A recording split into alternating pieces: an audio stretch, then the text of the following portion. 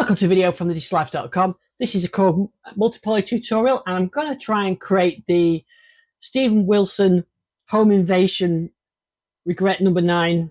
I think this was played by Adam Holzman on a Moog Voyager, and you can hear it's got a very sort of alive feel to it.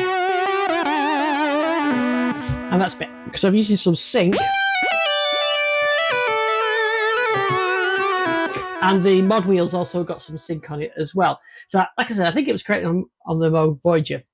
When I was listening to this was actually a request sent in to create this. And when I was listening to it, it reminded me a lot of early Jan Hammer, sort of first 7 days type 70s Jan Hammer, which I'd always done on a mini Moog. But I looked at doing this on a mini Moog style, and I couldn't get it quite right, but in the end I got it. I think with what the Voyager's got, which is used on the one I'm talking about, is it's got sync on it as well. So I'm going to start from scratch and recreate that sound.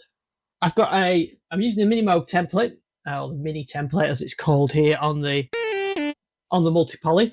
It's a great way of starting off with the filters and the envelopes in the right frame of mind, the right mode for the mini Moog. So you can see I've got the mini Moog filter set up, I've got the envelope set up, it's in monophonic mode, and it already sounds almost there. So I played without this some time. I couldn't get exactly what I could hear on the live version or on the record.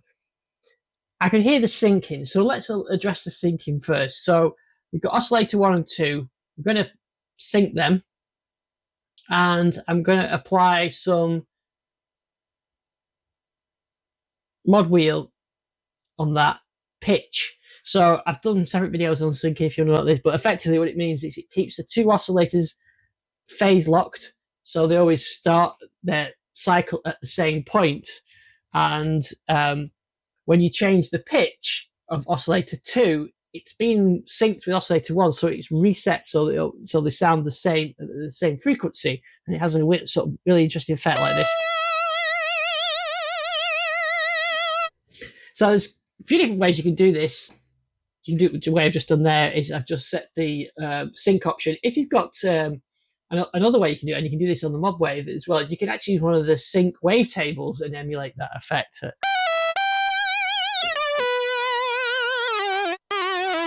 So that kind of gets quite close to it already, I think, with that syncing on there. The other thing that I did on my example earlier is I set the mod control as a sync control as well, so you can apply a bit of sync to it. Let me show you.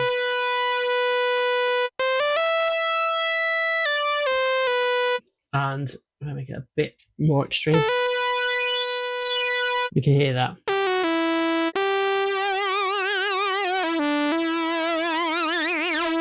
I was debating over which oscillators I would use for this. So that here you can see it with the Sawtooth. So let me just play a very short clip now of the track as well.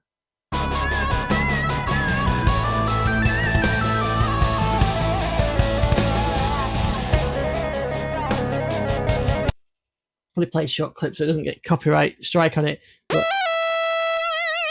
the sync bit sounds right, but the static oscillator doesn't sound right. So I've got a feeling this was a triangle wave. So I've set 2 triangle. It still doesn't sound, that sounds too nice and hollow. So what I've done on the triangle wave is I wanted to set its shape. So on the triangle wave, what I actually do is set almost more like a Sawtooth wave. I did that for both of them as well. So it's like a bit of a hybrid between a Sawtooth and a pulse width. And there, the static sound sounds closer now, and especially when you put the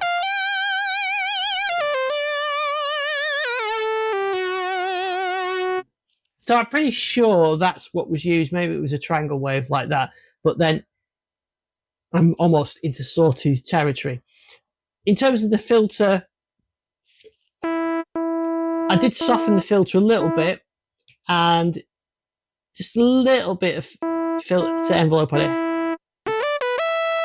So it gives it a bit of initial attack.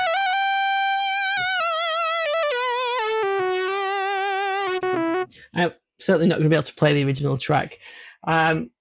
It's actually a brilliant piece. Definitely worth watching the whole video of that.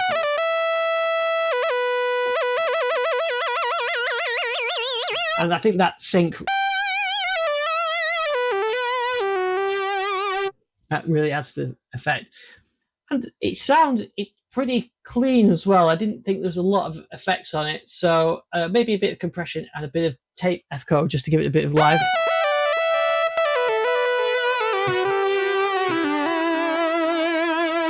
And you're into sort of Pink Floyd territory there. Some similar sort of sync sounds on the Pink Floyd, and I've got a Pink Floyd collection with those in. If you don't want the vibrato on with it using the mod, you can use the motion, the knob control.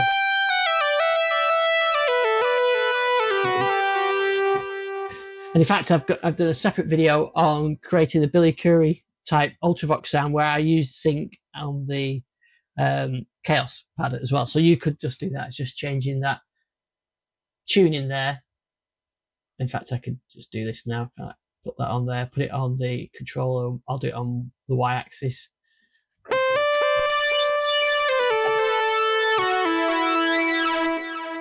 So you can set it up like that. So I think that's pretty close to it.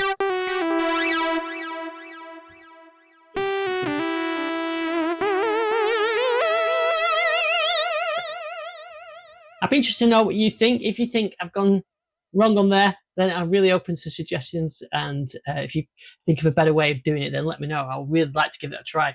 I don't think it's quite there, but I think it's close. So let me know what you think. And if you've got any suggestions for other sounds that I could recreate, please let me know. I'll have a go at doing them. So thanks for watching this video, and I'll see you on the next one.